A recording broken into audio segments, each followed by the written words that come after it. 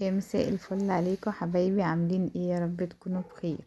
معكم انا المسلمي. النهارده بقى نعمل مع بعض شويه كوسه كده بس تحفه.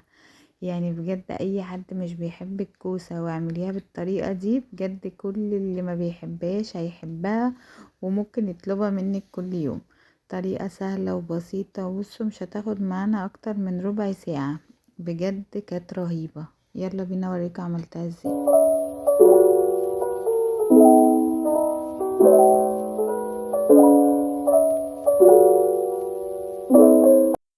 بص انا جبت كيلو من الكوسه كده، نقيتها صغير وقطعتها زي ما انتم شايفين كده، وضربت عصير طماطم، وقطعت بصل ومعلقه توم كبيره. ودي كانت لحمه متعصجه، مش عايزين لحمه بلاش.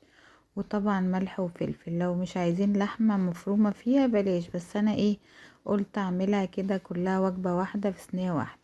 هنا حطيت البصل والثوم وماجي على الكوسه، ومعلقه ملح ومعلقه فلفل. مش مليانه قوي الملح عشان انا حطيت ميجي، عشان احنا هنا مش هنعملها باي دهون ولا سمنه ولا زيت. انتي حابه بقى حطي، لكن انا عملتها ني في ني كده واستكفيت بالدهون اللي في اللحم. وهقلبها كده حلو يعني هقلب البصل والثوم والملح والفلفل في الكوسه، دعكم حلو قوي كده.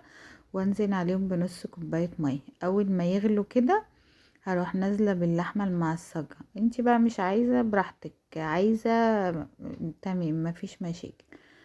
بس هي كان طعمها تحفه، يعني هو كله في صينيه واحده وخلص، مفيش ربع ساعه تلت ساعه كانت الغدا خلص.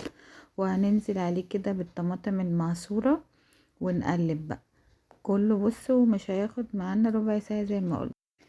بس وهنقلب كده الصلصة، وطبعا هننزل بمعلقة سكر كده عشان تعادل حموضة الصلصة، ونغطي بقى ونسيبها ربع ساعة وهتلاقيها استوت وبقت زي الفل. خلاص كده اخر غلوة هنديها بقى معلقة النعناع دي. نعناع ناشف بينقلها بقى في حتة تانية. يعني بجد اللي ما حطش نعناع على الكوسة قبل كده فاتوا كتير. بجد حطوا معلقة نعناع كبيرة كده وشوفوا الطعم. بس في اخر غلوة عشان ما يمررش. يعني خلاص شفنا الكوسة استوت وهنقفل عليها، نديها معلقة نعناع كبيرة كده ونقفل. وبصوا بتنقل الكوسة في حتة تانية، يعني بجد بتطلع رهيبة. جربوها وعلى ضمانتي. وعملنا جنبها شوية رز كده بشعرية ومخللين لفت برضو طلعناه.